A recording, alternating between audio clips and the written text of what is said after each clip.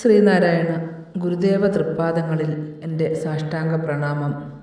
ശ്രീ മങ്ങാട് ബാലേന്ദ്രൻ സാറിൻ്റെ ഗുരുദേവ കഥാസാഗരം ഭാഗം 208 ഇനി മുട്ടുണ്ടാകയില്ല.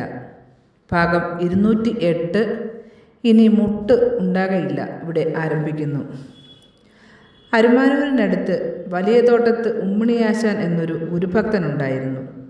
ഗുരുദേവനെ മനസ്സിൽ സങ്കല്പിച്ച് പ്രാർത്ഥിച്ച ശേഷമേ അദ്ദേഹം ഏത് കാര്യവും ചെയ്യുമായിരുന്നുള്ളൂ.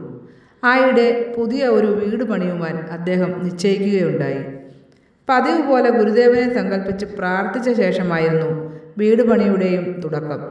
യാതൊരു തടസ്സവും കൂടാതെ പണി മുഴുവൻ തീർന്നു. അപ്പോൾ ഉമ്മിണിയാശാന് വലിയൊരു ആഗ്രഹമുണ്ടായി. വീടിൻ്റെ പാല് കാച്ചിന് ഗുരുദേവൻ്റെ സാന്നിധ്യം ഉണ്ടാവണമെന്നതായിരുന്നു ആ ആഗ്രഹം. ആശാൻ ഗുരുദേവനെ കണ്ട് തൻ്റെ ആഗ്രഹം ഉണർത്തിച്ചു.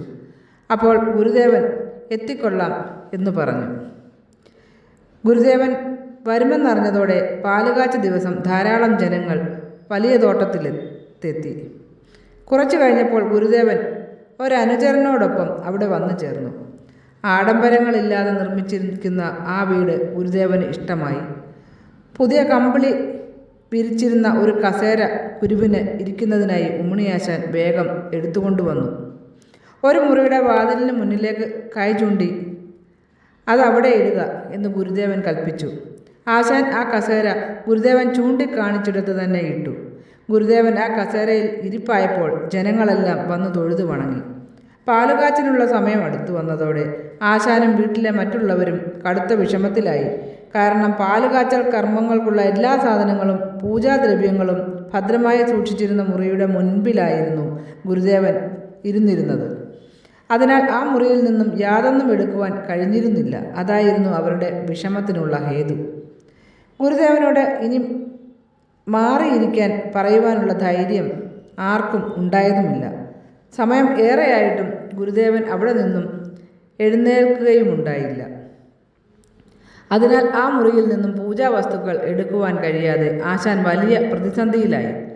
ഒടുവിൽ പാലുകാച്ചിന് നിശ്ചയിച്ചിരുന്ന സമയം കഴിയുകയും ചെയ്തു. അപ്പോൾ ഗുരുദേവൻ ധർമ്മസങ്കടത്തിൽപ്പെട്ട് നിൽക്കുകയായിരുന്ന ഉമ്മിണിയാശാനെ അടുത്തേക്ക് വിളിച്ചു ചോദിച്ചു, നാം ഇവിടെ തന്നെ ഇരുന്നതുകൊണ്ട് ഉമ്മിണി കുറെ വിഷമിച്ചു പോയി അല്ലേ? ആ നേരം ഉമ്മിണിയാശാൻ്റെ കണ്ണുകൾ നിറഞ്ഞു വന്നു. അത് കണ്ടിട്ട് ഗുരുദേവൻ പറഞ്ഞു, സാരമില്ല. തച്ചുശാസ്ത്രപ്രകാരം ഈ വീട്ടിൽ താമസിക്കുന്നവർക്ക് ചില ബുദ്ധിമുട്ടുകൾ വന്നു ചേരുമായിരുന്നു. ആ മുട്ട് ഇപ്പോൾ അനുഭവിച്ചല്ലോ, ഇനി മുട്ടുണ്ടാകയില്ല. പിന്നീട് പാലുകാച്ചൽ ചടങ്ങ് വളരെ ഭംഗിയായി നടന്നു. വളരെ കാലം ആശാനും കുടുംബവും ആ വീട്ടിൽ സുഖമായി കഴിഞ്ഞുകൂടുകയും ചെയ്തു.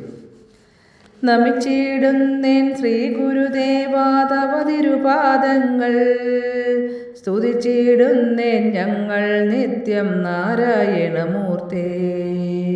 ശരണം ശരണം ശരണം തരണേ ശിവഗിരി ഗുരുദേവാ, തവ തിരുപാദം ശരണം തേടും നടിയങ്ങൾ ഞങ്ങൾ.